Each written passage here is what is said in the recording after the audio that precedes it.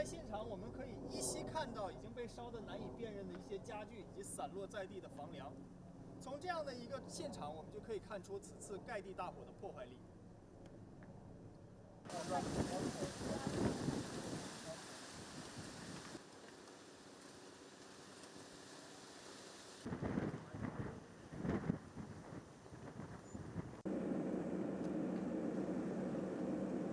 A lot of the spots, especially those ones that we see that are a bright white ashy color, could potentially have a lot of heat and a lot of unburned embers down below that, given the right wind conditions, can have those embers pop up and ignite nearby unburned fuel, and that's something that we're concerned about.